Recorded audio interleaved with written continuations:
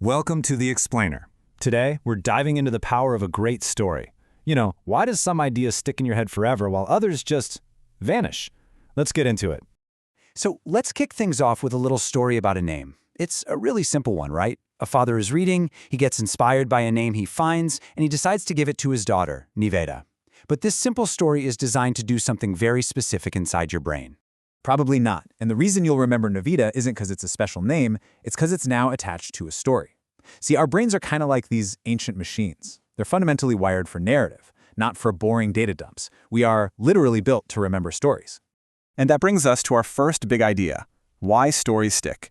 And this isn't some new marketing trick, by the way. This is one of the oldest, most powerful communication tools humanity has ever come up with. I mean, just think about it for a second. We're talking cave paintings. Those are basically the first visual stories. Then you've got the great oral epics, passed down for generations before anyone could even write them down. Storytelling has always been how we share knowledge, our values, our warnings. It's how we make sense of the world. And you know what? Modern science completely backs up this ancient wisdom. If I just give you a list of facts, you might remember, maybe 10% of it? But if I wrap those exact same facts in a story, that retention number just skyrockets. We're talking up to 65%. That's the power of attaching meaning to information. So the big takeaway here is that great storytelling isn't some kind of magic. It's a craft. It's something you can learn. There are actual blueprints, structures you can follow to build a really powerful narrative. Let's look at one of the most foundational ones. Okay, so one of the most classic, tried and true methods is what we call the 4 C's. It's super simple but incredibly effective. You start with context, set the scene. Once upon a time. Then, bam, you hit them with the conflict. This is the problem, the challenge, the thing that hooks you in. That builds and builds to the climax, which is the peak of all the action. And finally, you give your audience some closure, tying everything up. It's that classic beginning, middle, and end that our brains just love. But look, having the blueprint is one thing. How you actually deliver that story, well, that's everything. So let's get into some pro tips for really mastering the craft. First up, and this is non-negotiable, know your audience. What do they care about? Your story has to connect with them. Second, practice. Please, never tell a story for the very first time in a high-stakes setting. Try it out on friends, family, anyone who will listen. And third, and this one's tough, you have to be a ruthless editor. Seriously, if a detail doesn't push the story forward, get rid of it. Cut it out. Ultimately, what you're aiming for is that emotional connection. In the Indian film Munnabai MBBS, there's this concept of the Jaruki Japi, the magical hug. It's not really about the hug itself, it's about that powerful, instant emotional bond it creates. That's what a great story does. It's like a magical hug for your audience's brain. Okay, so that emotional connection is huge.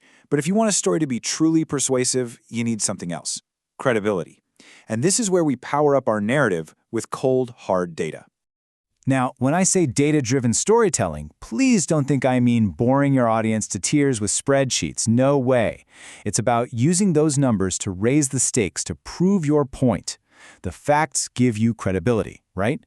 But it's the story that makes those facts actually hit home and feel important. And you want to see a brilliant example of this? Look no further than Lifebuoy's roadie campaign. This whole thing took place during the Maha Kumbh Mela in India, which is just one of the biggest religious gatherings on the entire planet.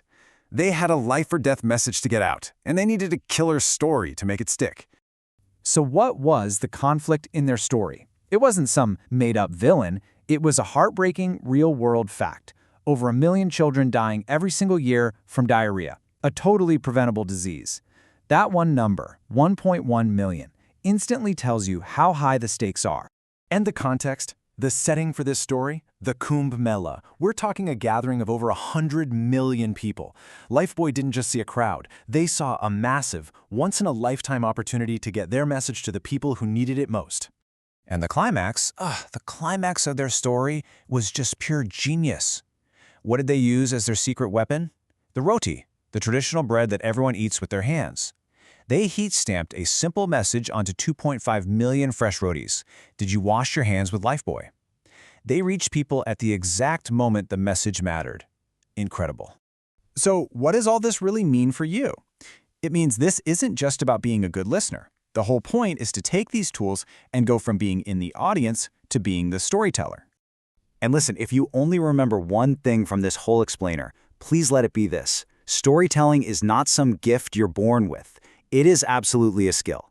Just like learning an instrument or a sport, it's something you can study, you can practice, and you can master.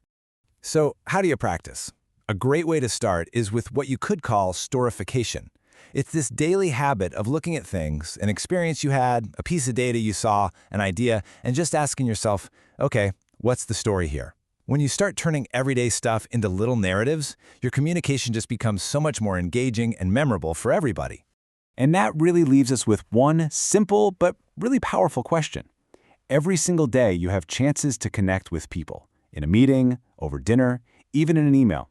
Every single one is an opportunity to tell a story. So the only question left is, what story are you going to tell today?